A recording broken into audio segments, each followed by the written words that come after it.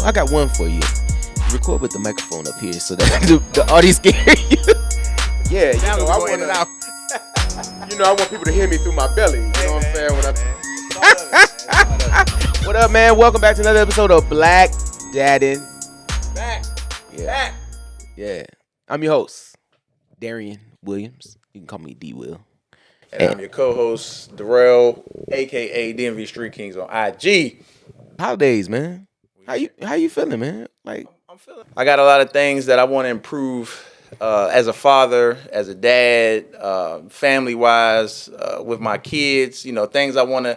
Hey, I always say this: things I instill in them, things I want to teach them, things that I feel like at their rightful ages of going into the new year will be 6, 4, and 2. I'm losing count. I got so many. dang, So yeah, so at their young ages, there's a lot of things. sound like that a I want. double play in baseball.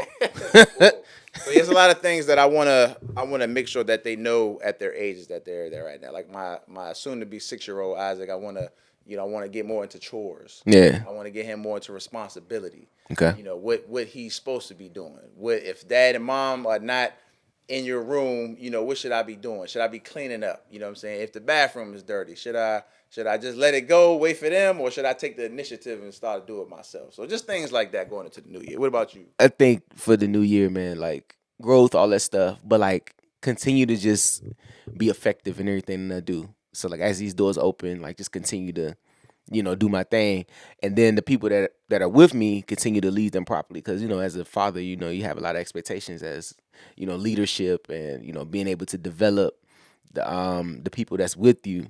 And I don't think development stops, just because you're an adult. Like, you know what I'm saying? Like, Doesn't. think about it. Like, people that you hire, you know what I'm saying? It's your goal to develop them to whatever their career path is.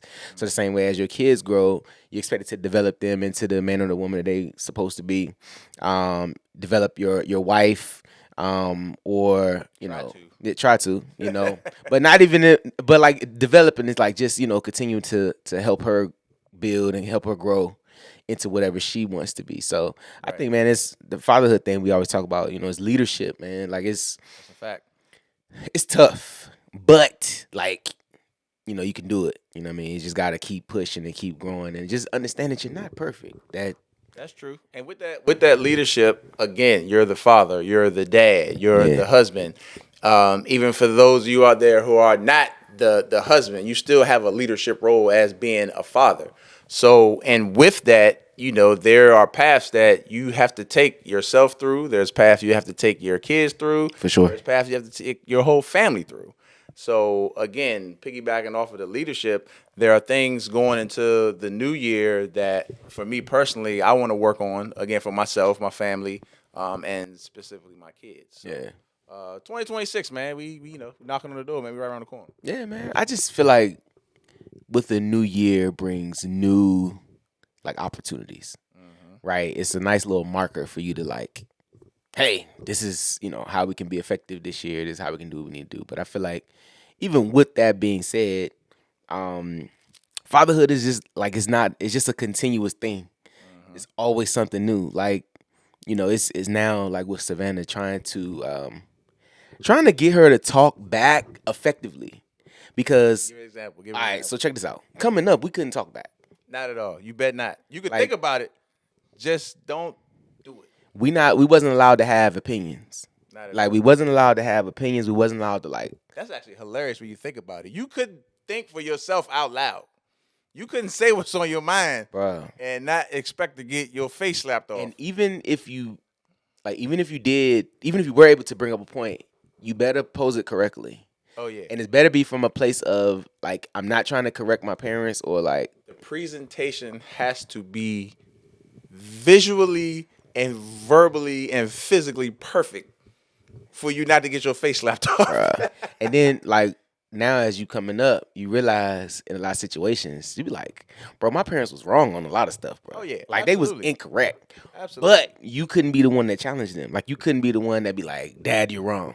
So like with that being said, Savannah doesn't know what that means yet. Like Savannah is like it's either A or B. Like you either right or you're wrong, or it makes sense to her or it doesn't. And because I think we've fostered a an environment where she can like speak freely, like she just be talking, and I'd be like, I have to check myself, like, wait a second, Some D. stuff sound crazy, and you gotta check yourself on your response because that might put fear in her or confidence. But you gotta pick how you respond. Bro, it's very hard to like determine because you still got to be. It's like firm yet fair. Like Correct. you still, there are some stuff like I'm gonna need to check her on some stuff. You still dead. I'm still No matter there. what, you still dead.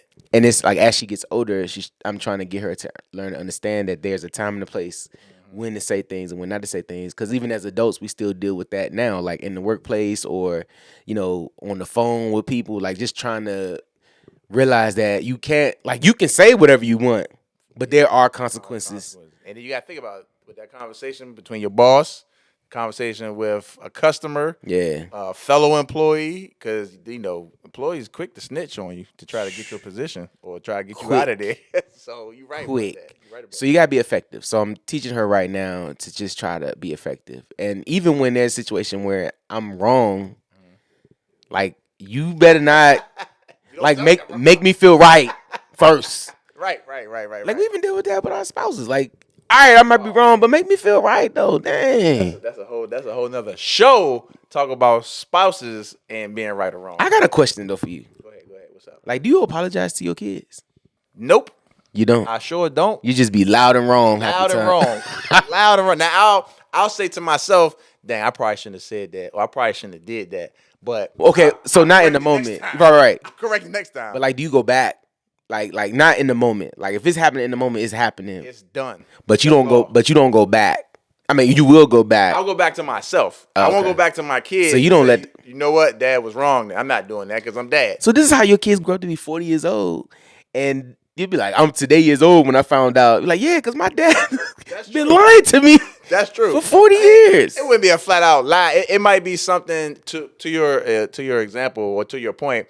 It may be something where one of my kids do something and I tell them the thing they should have done when whole time what they did was probably okay for their age, but the fact that I said is wrong is wrong.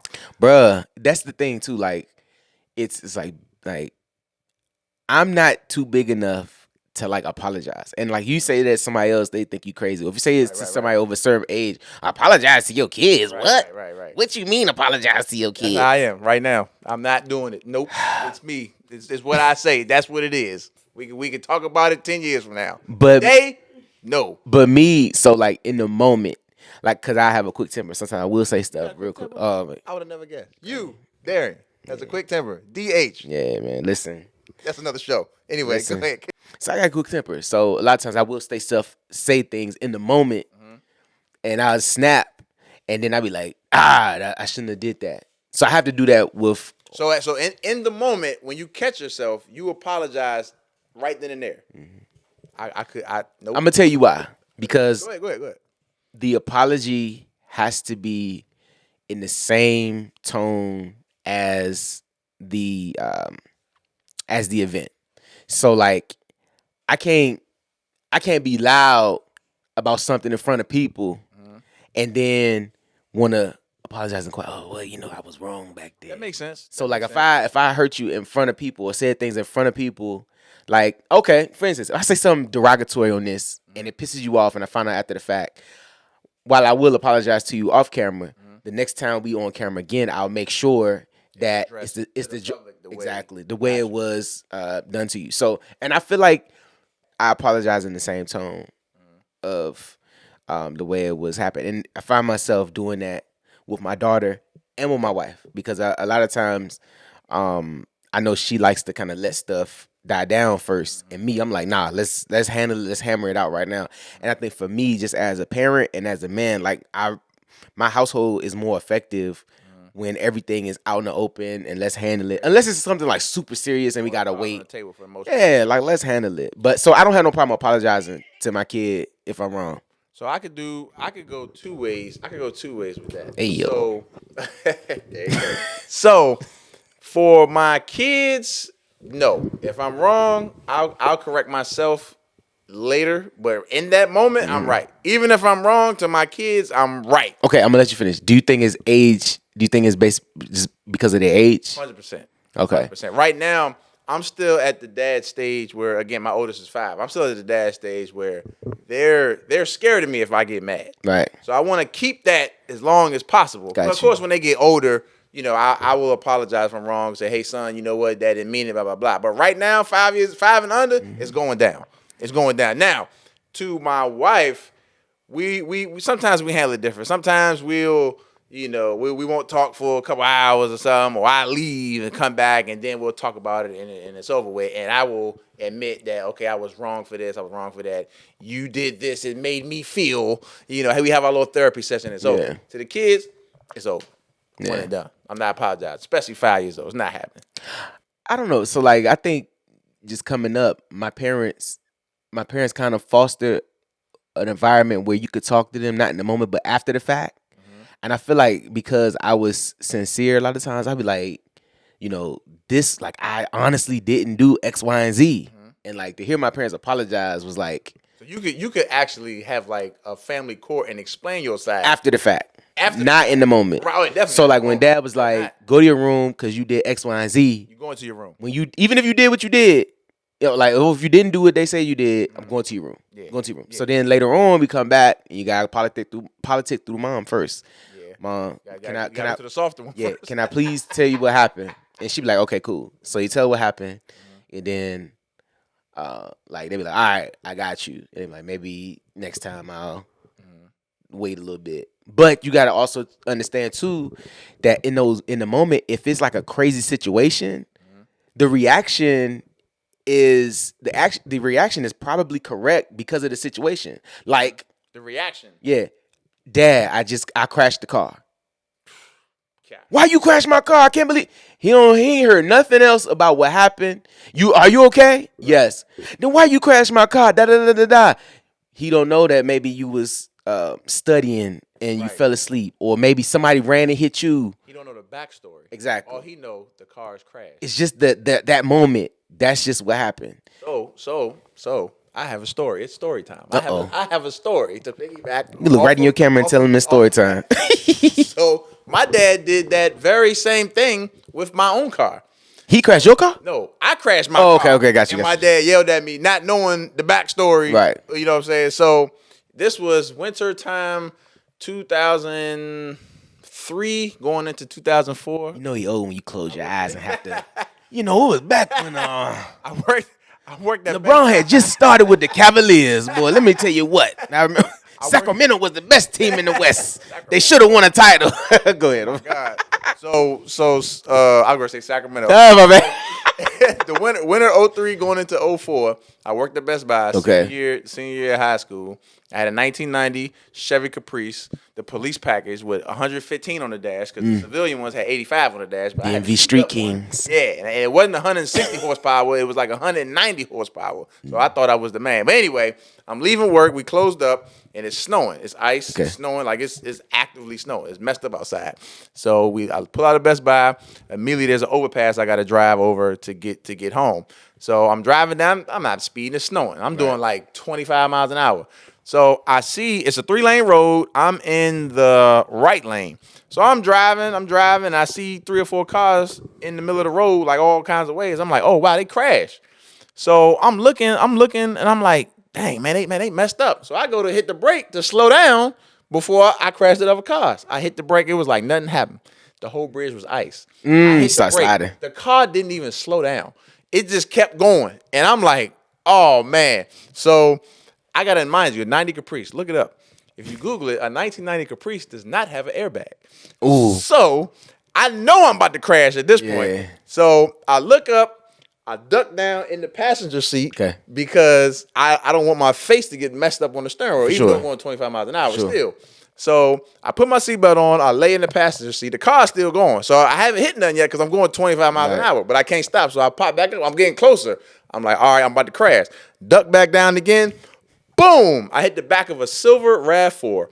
I bust the spare tire that was on the back of the truck. I bust the back glass. The whole bridge was ice. I knocked her out the right lane, across the middle lane, across the fast left lane, over the median, and across all 3 lanes of oncoming traffic into the opposite wall. So I get up and I'm looking. I'm like, man, what just happened? So I'm looking around. I'm still in the car. I'm looking around. I turn around. I see a Honda Civic coming sideways back at me. So what do? Back down in the passenger seat I go. Yeah. Brace myself for impact. Boom, they hit the back of my car. So then I got up, looked around. The lady, she was all disturbed or whatever. So I'm looking around panicking. Look back again. Guess what's coming? Truck. Charter bus. Oh, Jesus. Charter bus is coming. So I'm like, I'm about to die. So at this point, I get out the car. Yeah. So I'm slipping and sliding trying to get to the road. Luckily, the bus was so heavy, the bus was able to stop. Right. So the bus stops. Anyway, get to the side of the road. First person I called was my dad. Dad, I crashed the car, man. I crashed the car. He didn't ask me, was I okay? He didn't ask me, is everything all right? Well, he assumed, I guess, because he was talking. The first thing he said, I knew you was gonna crash that dad car, man. That daggone car, man. I knew you was gonna do it, man. So then I hung up the phone. So I'm like, I'm mad that I wrecked my car, and I'm also mad that my father just cussed me out. Didn't ask me if I was okay. So then the dad thing. This is to your point. He thought about it, and he said, you know what? Maybe I was wrong. Next thing I know, my phone's ringing. It's my dad. Pick the phone up. Hello? Yeah, you all right? Yeah, I'm all right. Okay. Car messed up? Yeah, car messed up. All right. Call me back. Let me know what's happening. All right, cool. Hung up. So to your point, the correction was done immediately after. But he still didn't apologize and say my bad. That was his way of apologizing. Every older black dad has their own way of apologizing. I'm not gonna say every, but most. Like, the typical black dad, they're not gonna apologize. But it's certain little things they do and say where you as a son, like, you know what? That was an apology. Yeah. Without saying I'm sorry or my bad. Yeah. And I think what we can do as black men is it's okay to apologize. It's okay to be vulnerable. It's okay to be like, look, because I'm gonna tell you, like, especially with raising daughters, essentially right now, like, I have to be. This is gonna sound crazy, but I have to be soft. Like, I have to be like. Makes sense. Like I'm.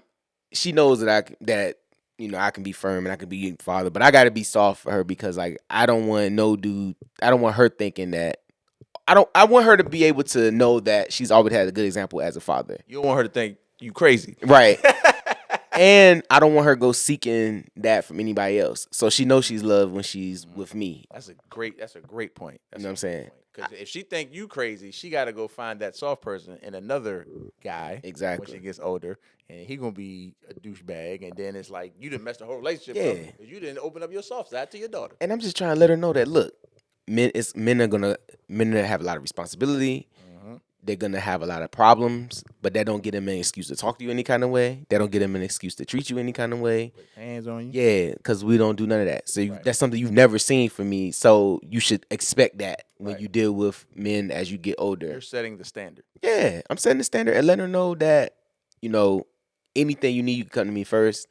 Like, I want to be the open book for her. Like, if she got questions and stuff like that, and understand that dealing with men, because I know just even, dealing with the opposite sex at times is just difficult, even as adults. Like, even, and then you look at it, like, even past relationships, like dealing, like, beyond relationships, excuse me, like in a professional setting, like, awkward people at work that don't know how to talk to the opposite sex or don't know how to talk to people that's their superior or their subordinate. Like, they don't know how to do that. So I think that's what makes me, because I'm comfortable with everybody. I know how to talk to people. I know how to adapt and relate and do all that stuff. And the first lesson I learned that was at the house. My parents were able to kind of talk to us and kind of let us know that stuff was cool and, do that. So with her, I try to make sure that I'm an open book for her. She got questions. We have fun. I'm not afraid to get on the floor and crawl around, play monster. Yeah, you know what I'm saying? Do that, or, get out in the backyard, throw the baseball, and like just do different stuff like that. So I try to let her know that, dealing with men, you don't have to be, you don't have to make yourself small to deal with men, you know what I'm saying? Or you can express yourself. Yeah, for sure. And I think that's how we should be. And so I think our generation is learning how to continue to be an open book for the kids, to allow kids to have safe space and express themselves. But it's also teaching them how to do it properly. And that's something that even with little kids, that's hard to do. But as they get older, closer to their, double digits, they can learn how to express themselves properly. So when stuff come up in school, stuff happen. Because, we had a lot of situations where the teacher was wrong.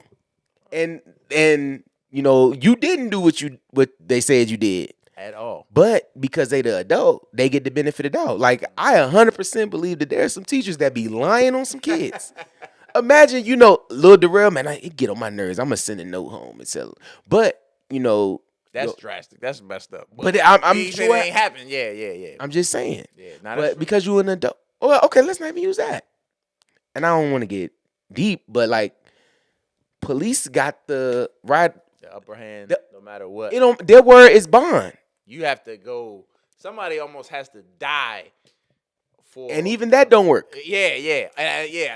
You can have video evidence, It's terrible. like all that. Like I gotta be able to prove beyond a shadow of a doubt from them that I didn't do what y'all said I did. You know what I'm saying? So imagine that on a granular level where the adult for a kid always has the right of way. If I came to you right now and say Isaac did something, you gonna believe me more than you believe him because you like why would you lie to me? Yeah, why would you lie? And you didn't even have to know me. Why would you tell me that tale? Exactly. But because you know me, I wouldn't do nothing Right, crazy like that. right, And right. you know that if I come to you and tell you that Isaac did something, it's like legitimate. Yeah, he does. But an adult can come to you and be like, your son did such and such. Yeah. And the first thing you're gonna question, well, why'd you do that, such son? And then you were like, I didn't do that. So it's teaching them how to be able to be vulnerable, be honest, and be able to express themselves and take accountability. So I'd be like, Savannah, what did you do in this situation? And she'd be talking, and I had to tell her. So like, if I yell, like, you know what, I probably shouldn't have yelled at you, but here's why I yelled at you. Right. Because you didn't do X, Y, and Z, or when I told you to do something, you wanted to do this, so that's what happened. Right. So you got the result. The chain of events that's occurred. I yelled at you, but because you did X, Y, and Z, I will try not to yell at you in the future. But if you continue not to do what you're supposed to do, I'm going to yell.